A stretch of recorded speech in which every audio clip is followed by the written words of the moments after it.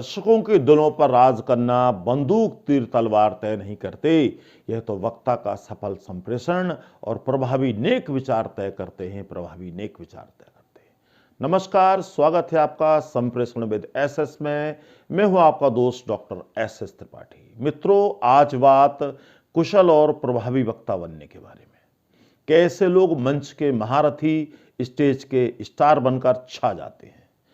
क्यों लोग किसी खास वक्ता को सुनने दूर दूर से आते हैं और क्यों लोग किसी खास वक्ता से टीवी पर नजरें नहीं हटा पाते। ऐसा कौन सा चुंबकीय आकर्षण होता है उन वक्ताओं में, उनकी बातों में, जिनकी वजह से लोग उनकी ओर खींचे चले आते हैं। बात साफ है, उस वक्ता का भाषण और बात करने का जोरदार तरीका। माननीय दर्शकों, यदि आप में से कोई वक्ता बनना चाहते हैं या माइक और मंच से डरते हैं, संकोच करते हैं, तो निश्चित तौर पर यह वीडियो खास आपके लिए ही है। मेरा दावा है कि ये पूरा वीडियो देखने के बाद आप school, college, office, institute, election, function, anchoring, कोई भी कार्यक्रम हो, उसमें सफल वक्ता बनकर छा सकते हैं और महफिल लूट ले जा सकते हैं। तो आइए जानते हैं क्या बातें माइंड में रखनी है। तो पहली बात तो है कि सीट से माइक तक पहुंचना, उस दौरान आपने किन बातों का ध्यान रखना है। आपका नाम पुकारते ही आपको स्टेज से होते हुए माइक की तरफ बढ़ना है। आपकी चाल ढाल, हाव भाव में कॉन्फिडेंस नजर आना चाहिए। आपकी बॉडी लैंग्वेज परफेक्ट नजर आनी चाहिए। भले ही आप पहली बार भाषण देने वाले हों, लेकिन लोगों को पता ना चले कि आप कहीं ना कहीं अंदर से थोड़े बहुत नर्वस हो रहे हैं। शुरुआत का आधा एक मिनट बहुत महत्वपूर्ण होता है किसी भी वक्ता के लिए। जब आप माइक पकड़ते हैं और लोगों की ओर देखते हैं, तो ऐसे में आप नर्वस ना हो। निश्चित तौर पर 2-3 मिनट में आप नॉर्मल हो जाएंगे, माहौल से फैमिलियर हो जाएंगे। आप अपने आप को किसी से कम ना समझें, खुद को खास वक्ता समझें और सामने बैठे लोगों को आम जनता समझें। कई बार मित्रों ऐसा लगता है जब हम भाषण देने जाते हैं कि सारे लोग हमें ही देख रहे हैं, सारी निगाहें हमें ही घूर रही हैं, पर ऐसा होता नहीं हो, ना इसका ज़्यादा असर पड़ता है, क्योंकि दर्शक हमसे बहुत दूर नीचे बैठे हुए होते हैं और हम उनसे ऊपर मंच पर खड़े हुए होते हैं, तो ये चीज़ें इतनी नज़र भी नहीं आती। आपके बीच कुछ सीनियर और बड़े लोग भी बैठे होंगे, तो आप भाषण में याद रखें कि कद और पद मायने नहीं रखते, आपका प्रभावी संप्रेषण मायने रखता है। दर्शकों की संख्या देख संकोच न करें, इसीलिए क्योंकि आप यहाँ ज्ञान, विचार, कुछ अच्छा देने आए हैं, किसी से कुछ मांगने नहीं आए हैं, कुछ लेने नहीं आए हैं। और आपको भाषण को प्रभावी बनाए रखने के लिए शुरू से लेकर अंत तक एक्टिव, एनर्जेटिक नजर आना है, ताकि लोगों को लगे कि आप प्रभावी वक्ता हो। क्योंकि कुदरत का नियम है कि ठंडे और बुझे से वक्ता लोगों को पसंद नहीं आते।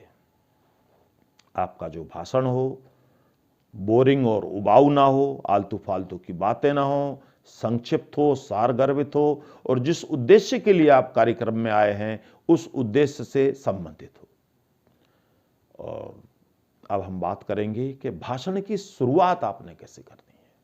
तो मित्रों, जहाँ तक भाषण की शुरुआत की बात है, तो मंच पर जो विराजमान अतिथि वृंद है, वक्ता वृंद है, उनका अभिवादन, प्रभावी संबोधन आप करें, और वो भी मधुर और कुछ ऊंची आवाज में, ताकि वो सबको सुनाई दे।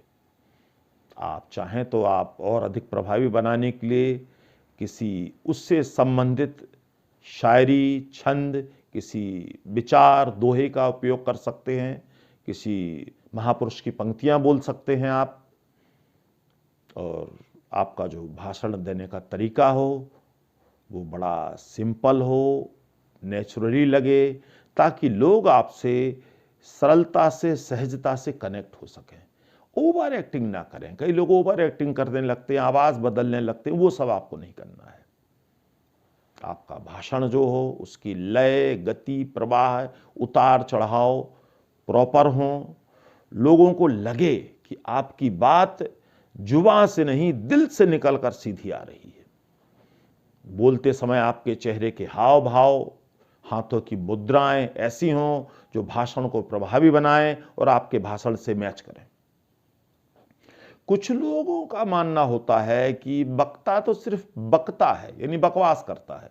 तो ऐसे लोग हर समारोह में आपको मिलेंगे। इन्हें संभालने के लिए आपको करना चाहिए, कुछ स्थानीय बातें करें, कुछ उस क्षेत्र से जुड़ी बातें करें, वहाँ की बड़ाइयों का वर्णन करें। तो इन लोगों को लगेगा कि आप इन्हीं की बात कर रहे हैं और निश्चित तौर पर ये लोग फिर आपको ध्यानपूर्वक सुनेंगे, ज़्यादा रुचि लेंगे आप में। और आप पेशेंस भी रखें। कई बार नए वक्ता को देखकर लोग जो है कमेंट करने लगते हैं, होटिंग करने लगते हैं, या ज़्यादा तालियां और शोर होने लगता है तो लोग थोड़े नर्वस हो जाते हैं। तो उस स्थिति में आपको कंट्रोल रखना है। अब बात उठती है कि जब भाषण हम दे रहे हैं उस दौरान क्या करना है हमें। तो भाषण के दौरान आपको जल्दी ही मुख्य विषय पर आ जाना है, ज़्यादा भूमिका बड़ी नहीं बनानी है। आपको जो समय अलॉट किया गया है उसका भी आप ध्यान रखें। और भाषण को जोरदार बनाने के लिए कोई आप अपनी एक पंचलाइन तैयार कर लें जो उस कार्यक्रम से जुड़ी हुई हो, जिसका उपयोग आपको बीच में 2-4 बार करना है। और अगर आपको भूल जाने का डर है तो आप एक पर्चे पर मुख्य बिंदु आप लिख सकते हैं, उन्हें आप चाहें तो डाइस पर रख सकते हैं। लेकिन आपको भाषण ऐसे देना है जो ये न लगे कि आप बुक रीडिंग कर रहे हो। आप दर्शकों की ओर देखकर बोलें, जिससे दर्शक आपसे बेहतर कनेक्ट होंगे और आपकी बात में रुचि लेंगे। और यहाँ हमें कुछ बड़े वक्ताओं से भी सीखना चाहिए। जो बड़े बड़े वक्ता होते हैं वो एक एक्टर भी बड़े अच्छे होते हैं। कैसे एक्टर होते हैं कि पब्लिक का मूड बहुत जल्दी भांप लेते हैं कि पब्लिक क्या चाहती है। वो उसी के अनुसार अपने भाषण में कुछ जोड़ घटा लेते हैं और बड़े संजीदा अभिनय से अपनी बात कह पाते हैं और छाप छोड़ जाते हैं। आपका भाषण भले ही छोटा हो, लेकिन क्रिकेट के पिंच हिटर की तरह होना चाहिए कि जो बातें भले ही कम करे लेकिन असर बड़ा छोड़े, लॉस्टेड शॉट्स जैसा असर छोड़े। और अगर कोई उस भाषण के बीच में आपसे एक आध प्रश्न करता है तो आपको बड़ी सहजता से छोटा उत्तर देना है और उसके बाद जो है आगे बढ़ जाना है। तो मित्रों, हम भाषण के बारे में कुछ और बातें करेंगे एक छोटे से विराम के बाद।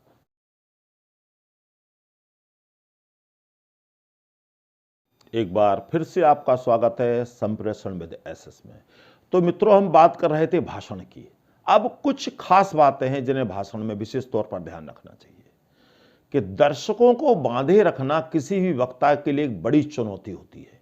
इसके लिए आपको क्या करना चाहिए कि बीच बीच में कोई एक आध किस्सा, कहानी, आपका कोई अपना अनुभव आप सुना सकते हैं।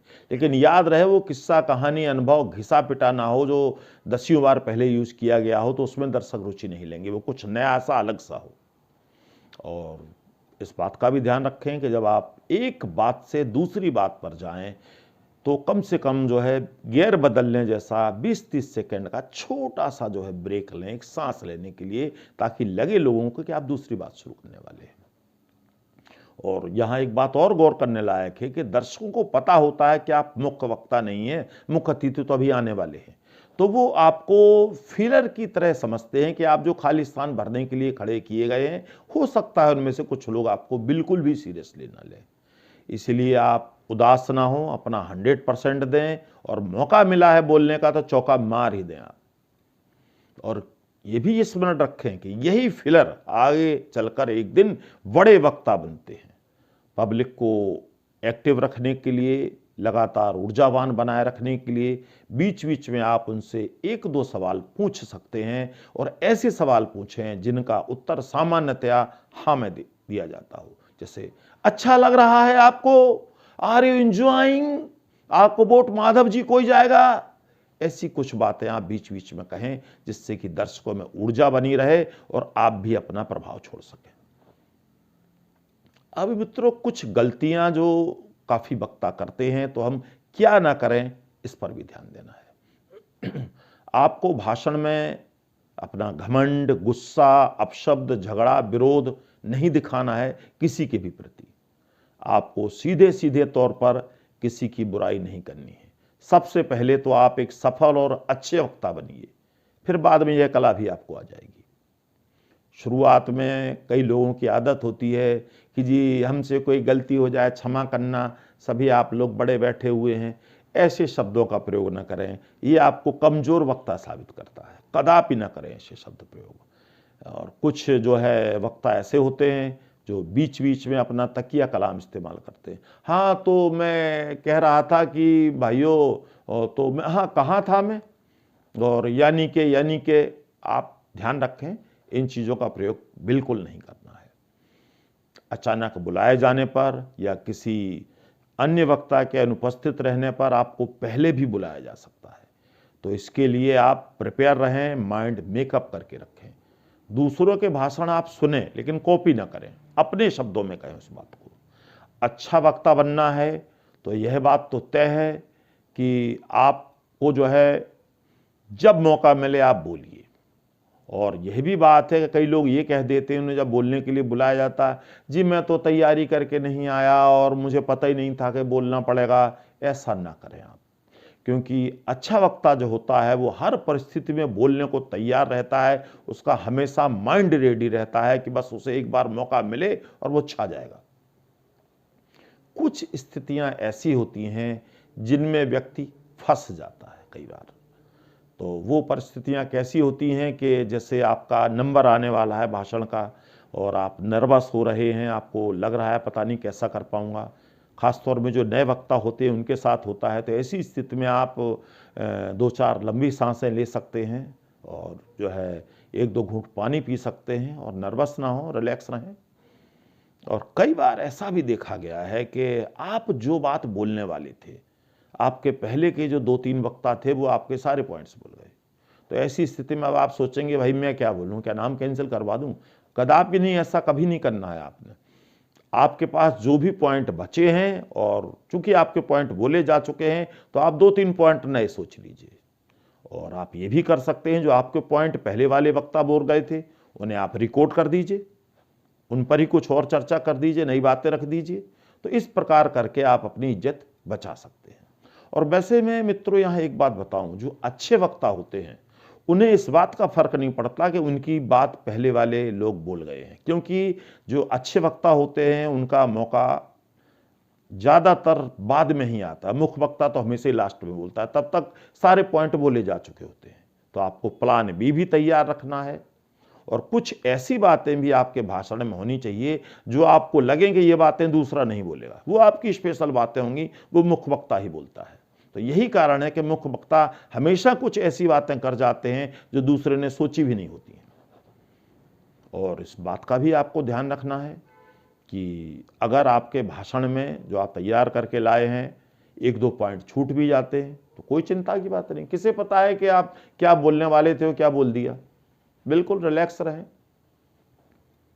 यहां सावधान भी रहें, अपनी स्पीच के पॉइंट किसी से भी पहले डिस्कस ना करें।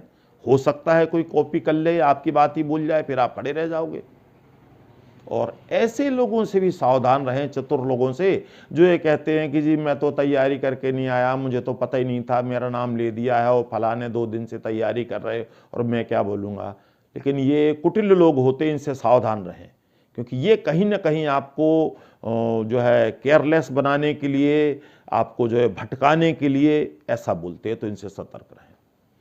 और ये भी हो सकता है कि आपको किसी कार्यक्रम में एंकरिंग करनी पड़े, तो वह उसके लिए भी चिंता की बात नहीं, अचानक से एंकरिंग भी करनी पड़ जाती कई बार।